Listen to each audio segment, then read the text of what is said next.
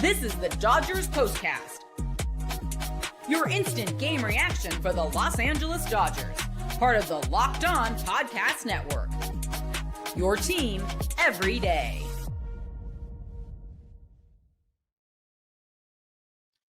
Hello and welcome to the Locked On Dodgers postcast on the Locked On Dodgers YouTube channel, the place to hang out when every game is done. Tonight's episode brought to you by FanDuel. Right now, new customers can get $200 in bonus bets with your first $5 bet, providing it's a winner. I am Pete Fox, covering sports in LA, dating back to 2007 for ESPN LA and NBC Sports Radio. Well, that was dull for the majority of the game. A lot of hard hit balls with not a lot to show for it.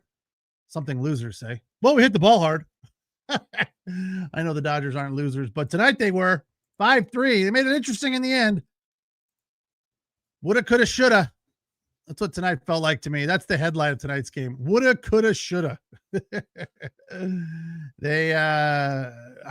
Ultimately, this is what we'll be talking about.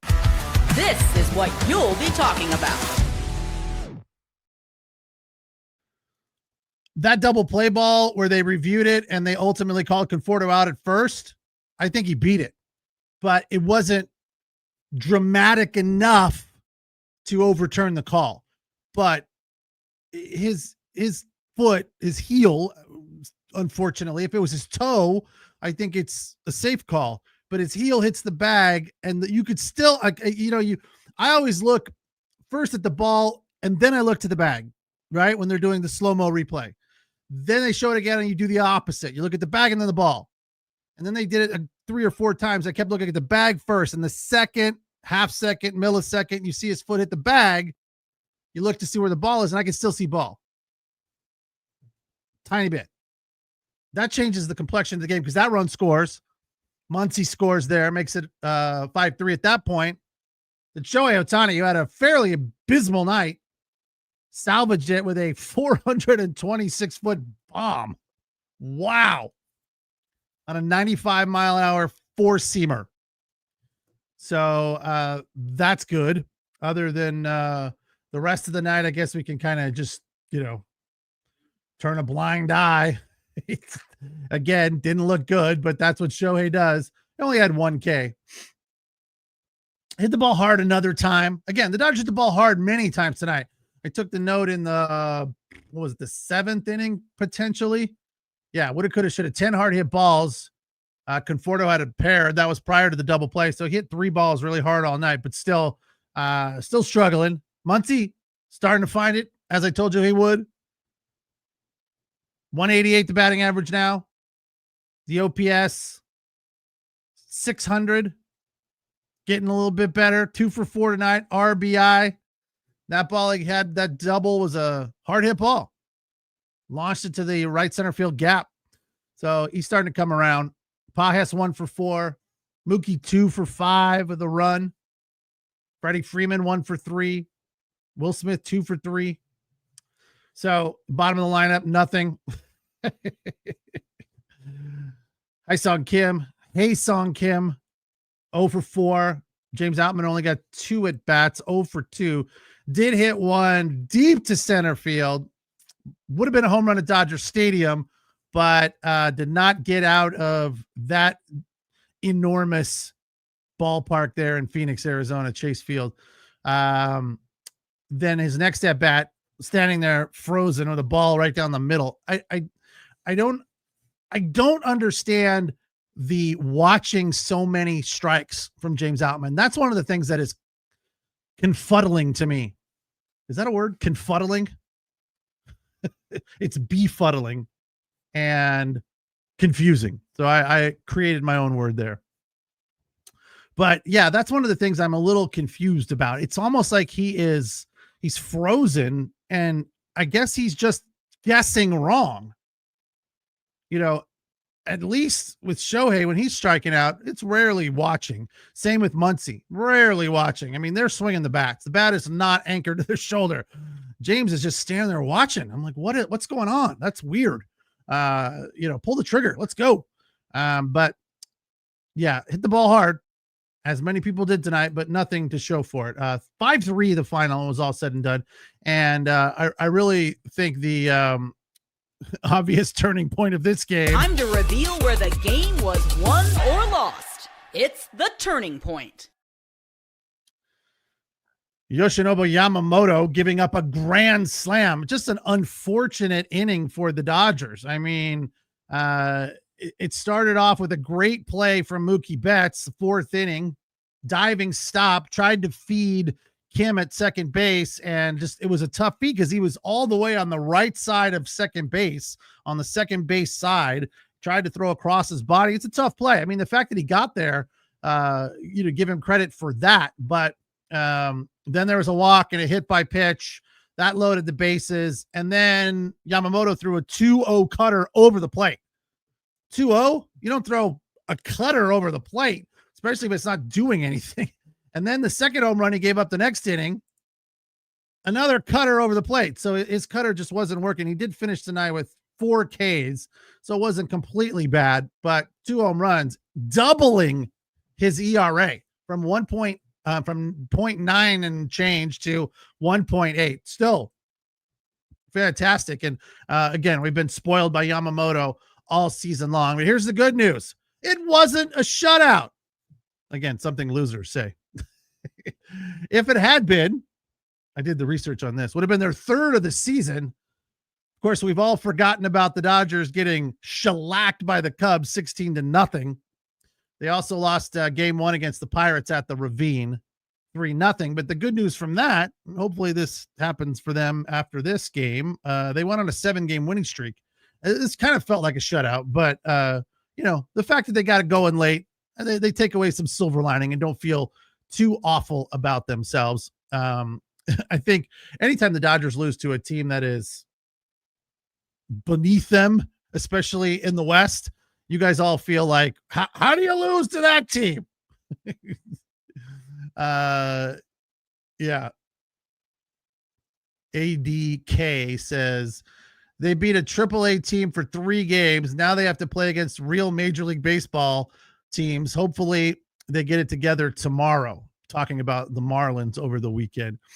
Yeah, I mean, that's a fair point. I think the Marlins are a little better than a AAA team, but they don't have the pitching. That's for damn sure. BC sharing some stats. Padres and Diamondbacks have elite lineups 1 through 9. Dodgers have elite lineups 1 through 6. And without Teo and Edman, yeah, it's tough for sure, without a doubt.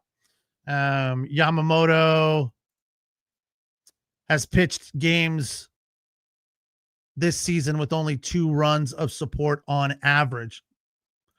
It's a good point.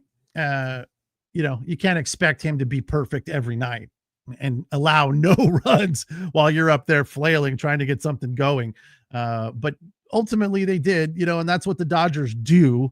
So, look, this was just one of those games. They talked about it on the broadcast that it just kind of felt like it was one of those nights. It happens. One of those nights. Not going to win them all. I know I say that all the time, but it's true.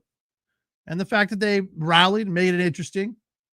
9 hits apiece, something to walk away from this game feeling like, yeah, it's baseball. It's what happens. It's a long season. You're going to lose some. You're probably going to lose 60, right? Dodgers have only lost 13. So there's a long way to go. So you guys need to get ready. There's going to be more of these. 5-3 tonight. Let's Locked On Dodgers postcast on the Locked On Dodgers YouTube channel. Don't forget to check out Jeff and Vince with the Locked On Daily Dodgers podcast right here on the Locked On Dodgers YouTube channel. They break down the Dodgers in depth Monday through Friday. Tonight's episode of the Locked On Dodgers postcast brought to you by FanDuel. NBA playoffs are in full swing, and every night delivers highlight-worthy performances, major momentum shifts, can't miss moments. Did you hear that the Knicks have taken the first 2 games against the Boston Celtics? Holy cow, that's hard to believe. And then the Nuggets took game 1 against in my opinion, the next NBA champion, Oklahoma City Thunder, but Thunder hammered them in game 2, and I believe they'll win that series fairly comfortably, and they'll take home the Larry O'Brien. But if you disagree with those thoughts and you want to put your money where your mouth is, head over to FanDuel. They make it easy to stay in the game before tip-off and live during the game with player props, performance trends, same-game parlays. Fans have more ways than ever to play smart and win big. So check it out. If you're new to FanDuel, it's the perfect time to sign up. Head to FanDuel.com and place your first $5 bet. If it wins, you'll get $200 in bonus bets. Make every moment more with FanDuel, official sports betting partner of the NBA. Tonight's episode of the Locked On Dodgers postcast also brought to you by wonderful pistachios. They're not just great, they're wonderful. Looking for a snack that's both delicious, nutritious, and wonderful? Crack into a good source of protein with wonderful pistachios. Wonderful pistachios is one of the highest protein nuts. Each 1 ounce serving has 6 grams of protein, giving you over 100% or 10%. God, I can't read the numbers today. Giving you 10% of your daily value. Plus, they're packed with fiber and better for you unsaturated fats to keep you feeling fuller longer. They are promoting in this commercial the unshelled ones. So the shells are already gone. All you got to do is eat them. I am a fan of the shelled version. I enjoy those a little bit more because I enjoy the whole process, but I do have the unshelled ones in my cupboard, and I like those too, especially for on the run, like in the car. They're great for that. So get the snacking and get cracking with the snack that packs a protein punch. Visit wonderfulpistachios.com to learn more. Dodgers fall 5-3. The Diamondbacks had it working tonight. Their starting pitcher, Brandon Pfaadt, was locked in. 6 1/3, 4 hits, no runs, 6 Ks, 3 walks. Maybe not locked in. Had a nice outing though. Dodgers were just kind of baffled by him early in the game. They did manage 4 hits, but really no threat when Pfaadt was on the mound at all. Dodgers were, what were they with Riss? 2 for 5. Yeah, that's not terrible. Muncy 1 for 2, Conforto 0 for 1, and Pajas 1 for 2. That Pajas RBI. I just continue on a nightly basis to be impressed with his turnaround after bitching about his inability to go the other way for the first 10 games of the season, roughly. He really has opened up the entire field. Such a dynamic hitter. Lets the ball travel, keeps the hands inside, takes it both ways. And as a matter of fact, I feel like he hits the ball to the right side more than the left now, and it's really working for him. So he continues to stay red hot. But the bottom of the lineup struggling, and with Teo out for a few weeks, and there's not really a time frame on what's going on with what's his name, Tommy Edman.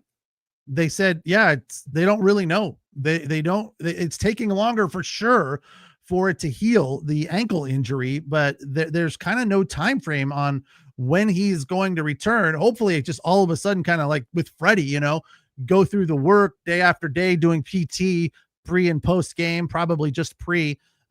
It'll get better, and then maybe with a little bit of rap he can get out there. I mean, when Freddie messed up his ankle last year in the postseason, if you guys have been watching that show on, I believe it's on Apple or Max, they have a documentary about the Dodgers Yankees World Series. It's fantastic, by the way. I'm only through episode 2, but they spend a good portion of the first episode talking about the ankle injury with Freddie and how banged up he was and how much it still hurt when he was out there playing.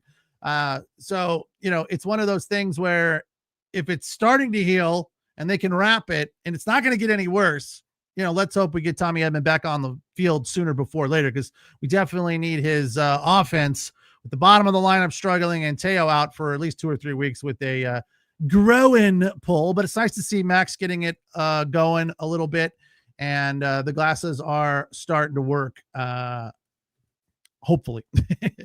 I did see a story where the headline was, I hate headlines that are completely misleading, and I got frustrated with it. It was something about Max Muncy choosing to stick with or going away from the change or whatever. And I started reading the story, and I don't know what the point of the damn story was. I thought they were going to say Max Muncy is foregoing the goggles, the glasses, like he's done with them. He doesn't think it's working. But best I could tell from that damn story, he's still wearing the glasses. I didn't actually pay attention tonight. I just took it for granted. So All right, we got a fan here. All right, this is a city talk show. There's an S in that word, someone, just so you know. City. It's not really a talk show, right? So get it straight. This is the game happens, and then I come on and I talk about the game. So, you don't have to stay. You can leave if you want. That's fine. Locked On Dodgers postcast on the Locked On Dodgers YouTube channel. 5-3 the final.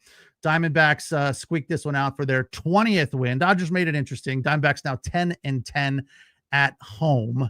But look, the amount of times we're going to see Yamamoto show up and pitch like this, few and far between. So it's one of those rare nights where Yamamoto didn't have his best stuff.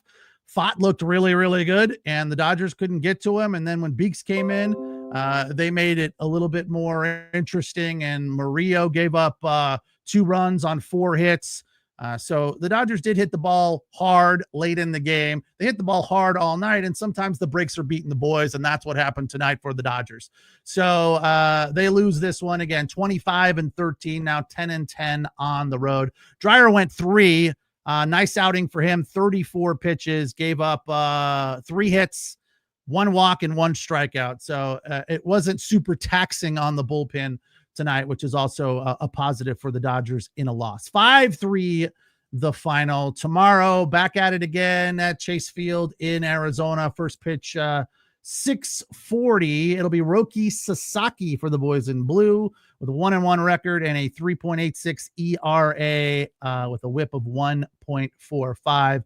Susceptible to giving up the home run. He's given up 4 with 20 walks, so he's got to clean that up for sure. Diamondbacks are not the comment earlier about facing the Miami Marlins over the weekend and putting up big numbers is true. I mean, this is not the Miami Marlins here with the Arizona Diamondbacks, although they are in 4th place. Again, Eduardo Rodriguez will start for them tomorrow. First pitch, 6:40. Look forward to seeing all of you guys except for one. Hopefully we've scared him away. Someone. Hopefully you can take a hike. See you later. Bye.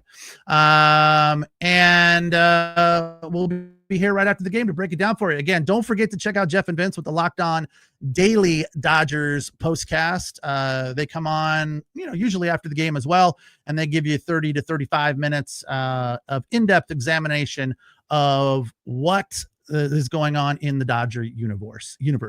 So thanks for watching. Thanks for listening. Thanks for the comments. Take care. Have a good night. We will talk to